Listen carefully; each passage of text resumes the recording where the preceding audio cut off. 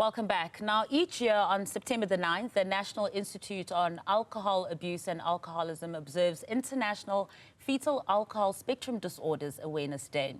This day serves to highlight the enduring consequences of the medical condition. The spectrum of the disorders can vary from mild to severe, leading to various difficulties. Now, for more insights on this, we're joined by healthcare practitioner Dr Sanelisiwe Balfour, who also specialises as a paediatrician. Dr. Balfour, thank you so much for coming into studio this evening. Thanks, Masa. I thought it's a no-brainer that, when you're pregnant, you don't drink. But where do we rank as South Africans when it comes to this globally? So you would think it's a no-brainer, but a lot of people aren't aware that even a tiny amount of alcohol can have an effect on the fetus and therefore a child. Currently in the world, it's astonishing, but we are #1. So highest stats in the world currently are fetal alcohol syndrome. Just to put it into context, we have 111.1 cases per 1,000 people in our population. If we look at our population in comparison to the United States of America, I mean, it's tiny. But in terms of our numbers, we are at least 30 times more in terms of numbers of fetal alcohol syndrome in South Africa compared to the United States of America. And I mean, those numbers are absolutely sky high. What is it? Do we not have enough information and education to just inform us that you should not be drinking at all during your pregnancy? Or are you finding that in some cases people don't even know that they're pregnant and they've continued drinking and then probably stop once they find out? So unfortunately, no studies can be carried out to basically ascertain the amount of alcohol one can drink while pregnant, because ethically we can't conduct these types of studies on pregnant women. So it's advised that any woman trying to conceive, let alone any woman who's pregnant, just not drink. Those trying to conceive, it can even affect your chances of conceiving if you drink alcohol. And then, as we know, with fetal alcohol syndrome, drinking while pregnant can result in the effects of fetal alcohol syndrome.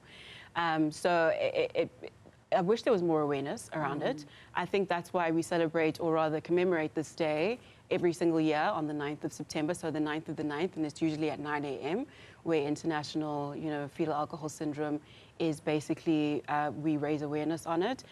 Because if more people were aware of the effects of any amount of alcohol on the developing fetus, then hopefully we could get the numbers down. Research has actually shown that 1 to 2 hours after drinking, the blood alcohol level is equal to the amount of alcohol in the amniotic fluid. And because of the way the amniotic fluid basically absorbs alcohol, it's more difficult to metabolize and get rid of it as it is in an adult in their bloodstream. So that's how it stays with the fetus a little bit longer and then can result in the effects of fetal alcohol syndrome itself. So not even a glass of wine? Not even a glass. So it's found that even mild alcohol consumption can result in some of the features of fetal alcohol spectrum disorder, because as you know, fetal alcohol spectrum disorder is, as it describes, it's a spectrum. So it ranges from mild to severe. Fetal alcohol syndrome is the most severe form and the most severe condition under the fetal alcohol spectrum disorder umbrella. So even a child who is exposed to alcohol prenatally, and it's a tiny amount of alcohol, can still have the effects, possibly something minimal like a learning disability. And then fetal alcohol syndrome is all the way on the other end of the spectrum. So it's more the severe side and the severe permanent condition that results. And Dr. Balfour, if you could just go into some of those effects and what they look like when it's mild versus when it is severe. So basically, fetal alcohol syndrome, as we said, is the most severe form under the fetal alcohol spectrum disorder. And kids with fetal alcohol syndrome typically tend to be a bit small in stature. They don't grow very well. They tend to have quite small heads. They have small eye openings, a smooth philtrum, so the area just between the nose and the lip. And they also tend to have a very thin upper lip too. So phenotypically, as a pediatrician, we're able to spot these children with fetal alcohol syndrome quite easily. Then they also have certain developmental issues. So they have behavioral issues. They don't develop as they should at the specific age groups for the certain milestones. They're the type of kids who also tend to not focus very well in class, impulsive kids, but hyperactive also. And then they become adults that find it difficult to keep jobs, tend to get arrested, spend quite a lot of time in jail and get in trouble with the law also. And of course, there are no treatments or cure for any of this. So it's a permanent condition. There's no cure. The only way we can manage fetal alcohol syndrome is by basically looking at the family itself that's affected and the child. So it's difficult having a child with fetal alcohol syndrome because, as mentioned, there are lots of behavioral issues that come with it.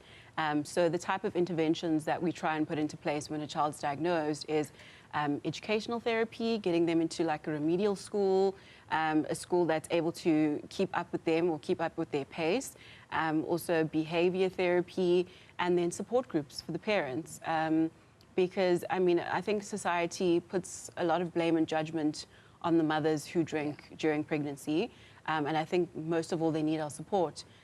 So if we can support the parents as well as we can, we find that the next generation doesn't fall into that same cycle of fetal alcohol syndrome, because research again has shown that if a child's born to a mother who drank during pregnancy, their child will more likely be affected by fetal alcohol syndrome too, and so on and so forth.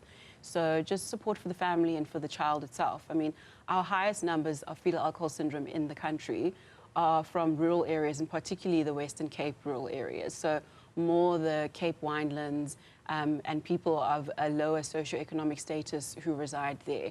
And I think it has a lot to do with historically the DORP system. Yeah. And how farm workers were paid with alcohol instead of, you know, with money. And then that cycle has kind of continued over the years and over the decades. And in communities like that as well, do you find that, you know, the women who are drinking, it's because they don't understand the effect that it'll have on their unborn child, or they are aware of fetal alcohol syndrome, but it's just, you know, a historical reason, as you're mentioning as well, or just, you know, maybe it won't happen to me? A lot of the time it's maybe it won't happen to me. I've seen, I mean, fetal alcohol syndrome affects all socioeconomic statuses. It doesn't matter whether you're, you know, high income, middle income, lower income. It affects everyone. We just find if the numbers are higher in certain lower socioeconomic statuses. So I think it won't affect me. I mean, I'm sure you've heard it, and I've heard it too, of people who say, oh, my gynae or someone advised I can have one glass of wine while pregnant. Unfortunately, it's not proven that you can, so it's advisable just to stay away from it. I think a lot of it also has to do with lack of education in these areas of, you know, how severe fetal alcohol syndrome can be. And as I said, under the fetal alcohol spectrum disorder, it's not particularly just fetal alcohol syndrome. Sometimes it can just be purely a child who doesn't concentrate properly in class, a child who isn't developing properly, a child who has hearing problems, something as simple as that, a child who has vision problems. These can be caused by prenatal alcohol exposure. So I think it's multifaceted, and I think it's something that we need to tackle, you know, from grassroots level, so right at the beginning. If you look at a lot of rural areas or urban areas in townships, the amount of liquor stores to the population is astonishing. There are liquor stores almost on every corner, and if you compare it to a suburban area, they don't have half the amount of liquor stores. So I think if we could do more to tackle it at that point, put more restrictions on alcohol and how it's sold, then maybe we could try and address the issue in addition to educating people more on fetal alcohol syndrome. And I like what you said earlier about focusing, not only focusing on the mom that is drinking as well, but also supporting them as well. Are there effects of the expecting dad also drinking? So we haven't found that alcohol usage in the father can cause fetal alcohol syndrome, but we have found that alcohol usage in the father can affect chances of conceiving, basically. So it tends to reduce chances of conceiving. But what's quite interesting is male fetuses are more sensitive to the effects of alcohol than female fetuses.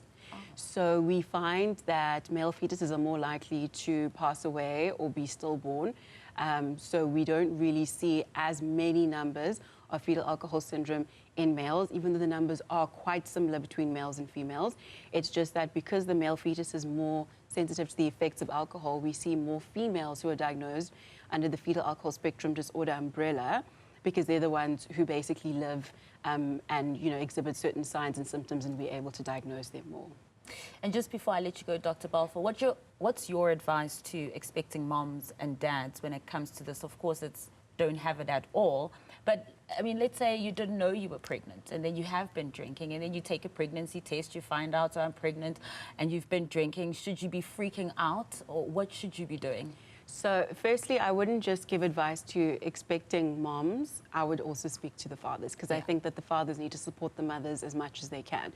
There's no point in having a pregnant woman who's not drinking, yet she has a partner who's drinking almost every day and in excess, right? I think supporting the woman while pregnant and at the same time advising her not to drink is the best thing.